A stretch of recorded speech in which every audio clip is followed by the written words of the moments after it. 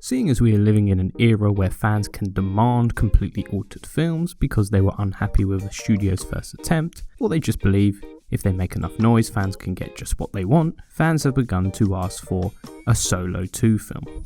After the release, the Snyder Cut movement finally succeeded in its goals. Fans decided what other mediocre film could they get released. I was expecting Suicide Squad would be the next target, and whilst David Ayer has attempted to get a release, the I-Cut movement going, it was a different film which caught the headlines when checking Twitter.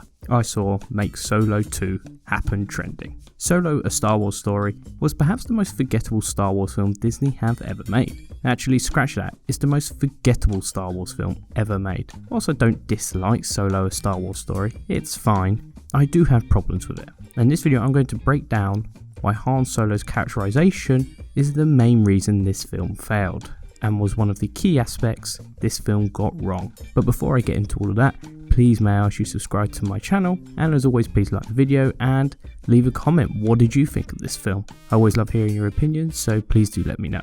When I heard Star Wars were releasing a Han Solo film, my eyes rolled in frustration. Instead of developing your own characters, Disney decided to use a beloved character in hope fans were interested in his backstory explained. As I previously mentioned in other videos, Han's backstory is pretty uninteresting and something which doesn't actually need explaining. This reflected in the film's box office takings, becoming the first Star Wars film to actually lose money, something many people didn't actually think was possible. This film lost huge amounts of money, ranging from anywhere between $70 to $150 million, and is the 7th most expensive film ever made, which is incredible considering it looks like the cheapest film of all the new Star Wars films that have been made by Disney. So let's talk about our main character, Han Solo. Introduced way back in 1977, portrayed by the charismatic Harrison Ford, Han is cocky, he is a criminal, cares only about money, very untrustworthy, and he is a scoundrel. Oh, and most importantly, Han doesn't believe in the rebellion and wishes to go about his business of smuggling.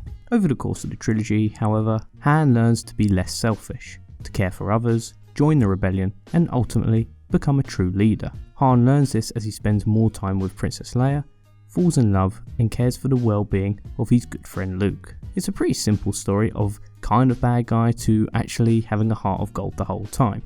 I think it's important to understand what we learn about Han Solo when we first meet him in A New Hope. Within the first few minutes of meeting Han, he is dismissive of Obi-Wan and Luke and their talks of the rebellion. Han is interested in one thing, the money. He doesn't care about their well-being and is just focused on getting his money so he can save himself instead of joining a rebellion. Han to me was just some guy Obi-Wan and Luke met in the cantina, purely by chance. He had no backstory and had grown into a life of crime, knew very little else, and didn't waste his time with fantasies of rebellion. For him, getting on with the world he lived in was more important than changing it. As long as Han was surviving, he didn't care about his fellow man, and I think that is crucial to the character, his selfishness. How Han became the way he was isn't important to the character at all. The steps he takes in order to grow and become a better man are, however, and that's the story the original trilogy tells, the interesting part. I think the key contradiction Solo, a Star Wars story does of Han's character can be shown over two scenes. In A New Hope, Han barely makes it off the Death Star of his life.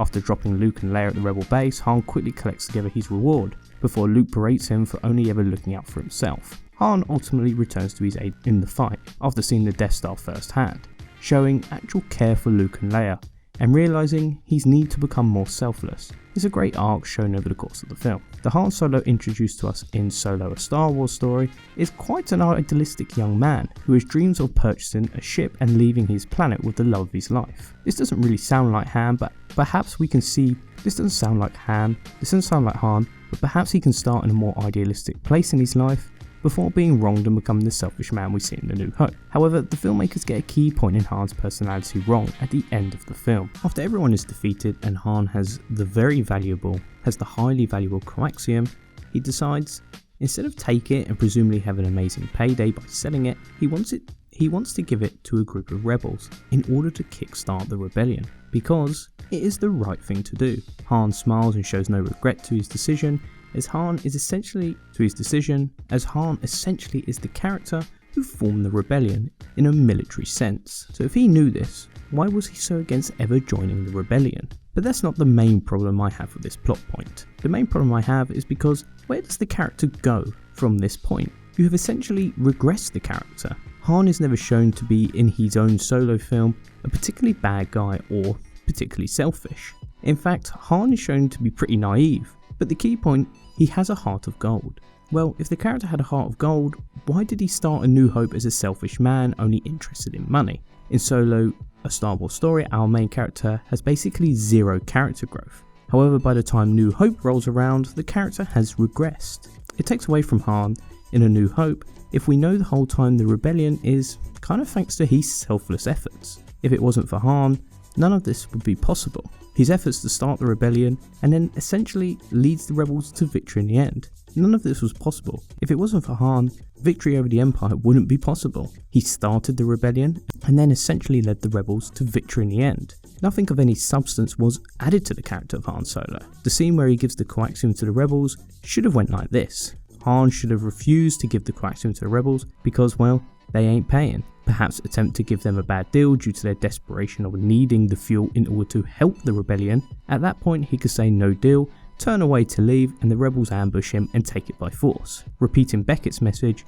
of never trusting anyone in this business. Oh, how I've survived as long as I have. I trust no one. Assume everyone will betray you and you. Han could smile, realising he's been double-crossed and that he always needs to just look out for himself. It's a great lesson and it puts him exactly where he is in A New Hope.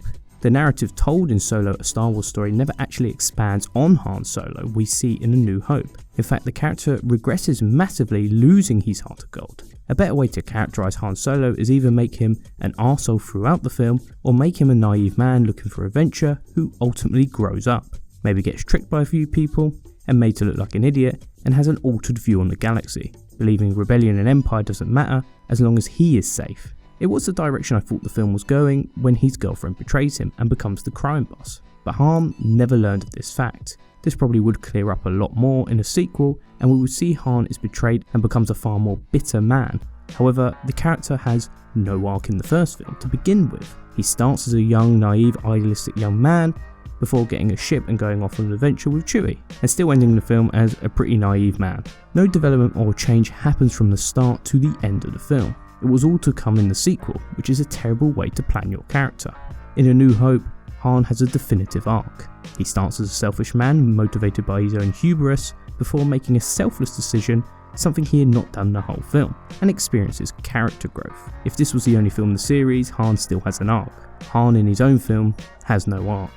I think the main problem the filmmakers had was Han is a good guy now, and he is one of the big heroes of the Star Wars series. So I believe the filmmakers may have been a bit worried to show Han as the arsehole he was once introduced as, and fans might be confused as why Han wasn't a good guy anymore. Whilst I might be kicking Solo: A Star Wars for its characterization of Han Solo, I did enjoy Aldrich Emmerich's portrayal of the character, despite rumours an acting coach had to be brought due to his terrible acting ability. Tell Stephen he can't cry, he can't cry! You know how you handle an actor? They whine about anything. You pull down their pants and you spank their ass. He did a very good job. The film suffers from far worse problems than Han, such as the bad lighting, the flimsy plot, and the fact Han was connected to the wider Star Wars universe all along, which takes away from Han in A New Hope. To be honest, I think a Disney Plus series would work far better, showing Han's ex-girlfriend's rise to the top of the crime underworld under the tutelage of Darth Maul. I would be far more interested in a story based around that, with perhaps Han appearing every so often to fill in some blanks, but showing me some new interesting characters. Han's story is completed, so let's just move on from him. If you made it to the end of the video, thank you as always for watching. Please do leave a like and subscribe if you're enjoying these videos, and I'll see you in the next one. Thank you, bye bye.